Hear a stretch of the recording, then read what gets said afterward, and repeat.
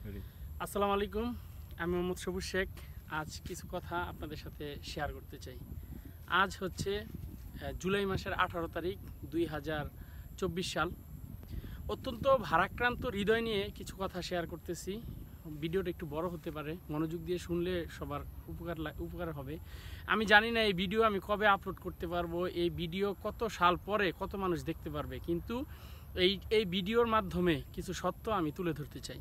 সেটা হচ্ছে এই 2024 সালের আগে কিছু কথা হচ্ছে। আমরা সবাই জানি বাংলাদেশি মানুষ যারা 1952 সালে ভাষা আন্দোলন হয়েছিল আমাদের দেশে, আমাদের প্রধানত আমাদের ছাত্ররা, ইউনিভার্সিটির ছাত্ররা 1952 সালে ভাষা আন্দোলনের মানে যে মূল ভূমিকা সেটা পালন করেছিল এবং বুকের তাজা রক্ত ঢেলে দিয়ে তারা কিন্তু আমাদের দেশকে মানে বাংলা ভাষা, মাতৃভাষা বাংলাকে মর্যাদা এনে দিয়েছিল।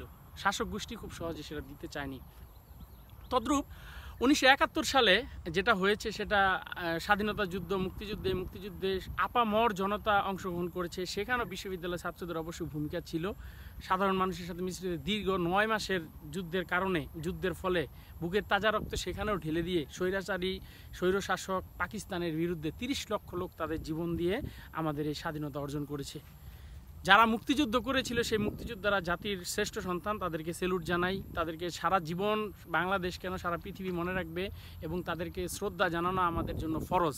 সেই মুক্তি সেনারা, তারা কিন্তু অনেক মুক্তি সেনা তাদের জীবনের বা বুকের তাজা রক্ত ঢেলে দিয়েছে দেশকে স্বাধীন করার জন্য। এবং কিছু মুক্তিযোদ্ধা মানে বেশ কিছু মুক্তিযোদ্ধা বীর সন্তান, তারা যুদ্ধে স্বাধীনতা অর্জন করেছে, তারা বেঁচে ছিল।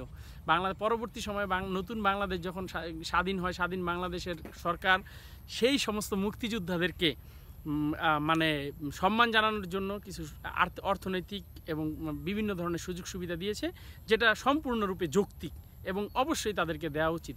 এই জন্য তাদেরকে দেওয়া হয়েছে।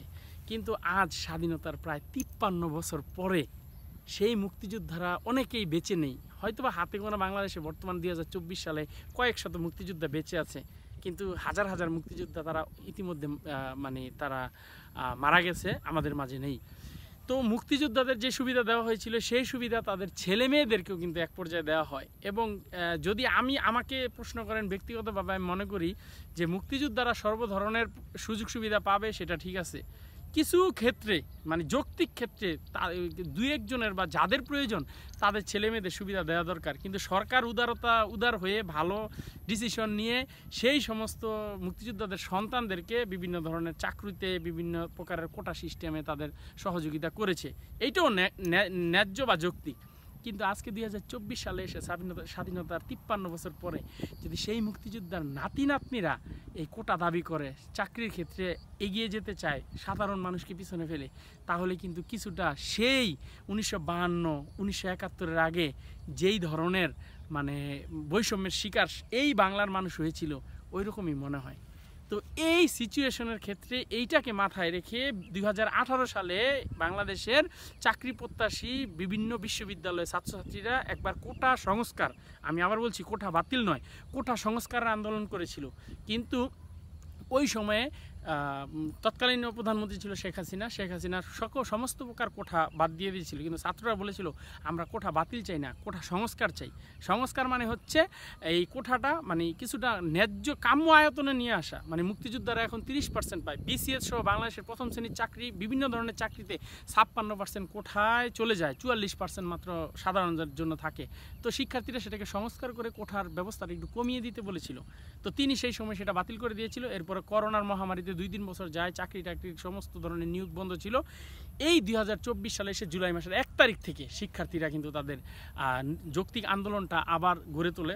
7 দিন তারা একেবারে ঠান্ডা মাথায়, জুলাই 7 তারিখ থেকে তারা মানে লাগাতার আন্দোলন করে এবং 7 দিন শান্তিপূর্ণ আন্দোলন হয়।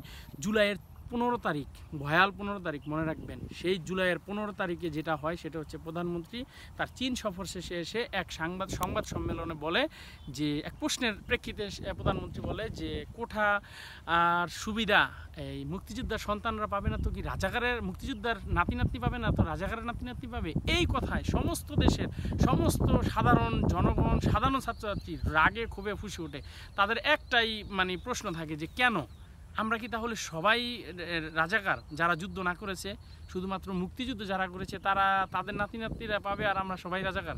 তারা এর পরিপ্রেক্ষিতে প্রচণ্ড পরিমাণে মানে রাগ ক্ষোভে ফুসে ওঠে এবং রাতের বেলা কিছুটা আইরনিক্যালি, মানে কিছুটা ব্যঙ্গাত্মকভাবে রাগ করে রাতের বেলা তারা ঢাকা বিশ্ববিদ্যালয় এলাকায় শুরু করে আমি রাজাকার, আমি কে তুমি কে, রাজাকার রাজাকার, এই নামে তারা স্লোগান দিতে থাকে।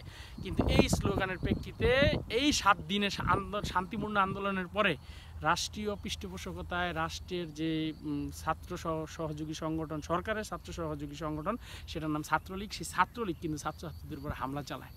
তো রাতের বেলা তাদের উপর হামলা চালায়, এই তারা আরও বেশি রাগে ক্ষোভে ফুসতে থাকে। সেই ঢাকা বিশ্ববিদ্যালয় এলাকার এই ইন্টারনেট, বিভিন্ন ধরনের মানে মোবাইল সংযোগ এবং বিদ্যুৎ কেটে দেওয়া হয়।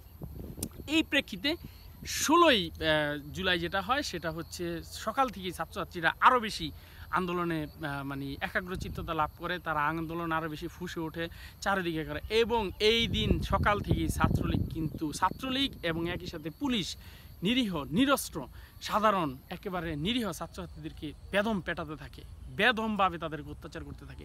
এই অত্যাচার এমনভাবে এক পর্যায়ে চলে যায় তারা সহ্য করতে পারে না, তাদের মানে বিভিন্ন গণহারে গ্রেপ্তার, তাদেরকে হল থেকে বের করে দেওয়া, বিভিন্ন ধরনের মানে যত ধরনের অমানসিক নির্যাতন করা যায় তাদেরকে ওই অমানসিক নির্যাতন করা হয়। 16ই জুলাইয়ে সর্বপ্রথম 1952 পরে আমি বলবো দ্বিতীয়বারের মতো এই নিজেদের অধিকার আদায় করতে গিয়ে আবু সাইদ নামে এই আন্দোলনের প্রথম শহীদ হয় বেগম রোকেয়া বিশ্ববিদ্যালয়ের ইংরেজি বিভাগের ছাত্র আবু সাইদ। সে আবু সাইদের মৃত্যুর পরে ছাত্রছাত্রীরা আরও বেশি রাগ করে। কিন্তু শুধু আবু সাইদের না, সন্ধ্যাবেলা আমরা জানতে পারি যে সারা দেশে 7 জন মানুষ, ছাত্র 5 জন, 2 জন সাধারণ মানুষ, 7 জন লোক মারা গেছে এই পুলিশের হাতে এবং ছাত্রলীগের হাতে। ছাত্রছাত্রীরা আরও বেশি রাগ করে এবং সেই দিনও রাতের বেলা কী করা হয়, একইভাবে ইন্টারনেট, ওই সমস্ত এলাকার ইন্টারনেট, বিদ্যুৎ, গ্যাস বিল, পানি সব বন্ধ করে দেওয়া হয়। এবং পরবর্তীতে এই 17ই জুলাই আসে, এই 17 জুলাইতে একই ধরনের চলতে থাকে। আজকে 18 জুলাই, আজকে তো একেবারে সারা বাংলাদেশ বন্ধ হয়ে গেছে। আজকে ব্র্যাক ইউনিভার্সিটি সহ বিভিন্ন ধরনের প্রাইভেট ইউনিভার্সিটিগুলো মাঠে নেমেছে এবং আজকে এই বিকাল পর্যন্ত খবর এসেছে 42 জন ছাত্র কিন্তু মারা গেছে সারা বাংলাদেশে। বাংলাদেশ এখন টোটালি মানে অচল হয়ে গেছে। আমি প্রথমে বলেছিলাম আমি জানি না যে ভিডিওটা আমি আপলোড করতে পারবো কি না, কারণ এই মুহূর্তে আমাদের দেশে এই সমস্ত মোবাইল নেট, ফেসবুক এবং এই ওয়াইফাই যেটাকে বলা হয় যে ব্রডব্যান্ড ইন্টারনেট, সব কিছু বন্ধ আছে এবং এটা কতদিন বন্ধ থাকবে জানি না। এবং সবচেয়ে ভয়ের ব্যাপার, আজকে রাত্রে কী ঘটবে আল্লাহ তালা জানে, কারণ রাতের অন্ধকারে সেই 5 মে হেফাজতের শাপলা চত্বরের সেই অপারেশন ক্লিন হার্টের মতো বিভিন্ন কী যে হবে আমরা জানি না। এবং ছাত্রছাত্রীদের অবস্থা খুবই খারাপ। আমি শেষ মুহূর্তে এটা বলে ভিডিও শেষ করতে চাই, ভিডিও বেশ লম্বা হয়ে গেছে, আমি জানি না আমি কতদিন বেঁচে থাকবো, আমি জানি না আদৌ এই ভিডিওটা আপনাদের সামনে যাবে কি না। তবে এই ভিডিওতে আমি একটা কথা মিথ্যা কথা বলিনি, একেবারে আজ থেকে 10 বছর 2034 সালে ভিডিও কেউ দেখতে পারেন, 2050 সালে ভিডিও কেউ দেখতে পারেন। সেই ভিডিওর মধ্যে একেবারে আপনারা এই 2024 সাল এটা ইতিহাসের পাতায় জলজল হয়ে থাকবে, মানুষের হৃদয়ে জলজল হয়ে থাকবে। এবং আপনাদের সাথে কিছু সত্য তথ্য আমি শেয়ার করার চেষ্টা করলাম। এবং সবাই আমাদের জন্য দোয়া করবেন যে জুলাইয়ের এই মুক্তির কোটা সংস্কার আন্দোলন কতদিন চলে সেটা বলতে পারছি না। সবাই ভালো থাকবেন, থ্যাংক ইউ।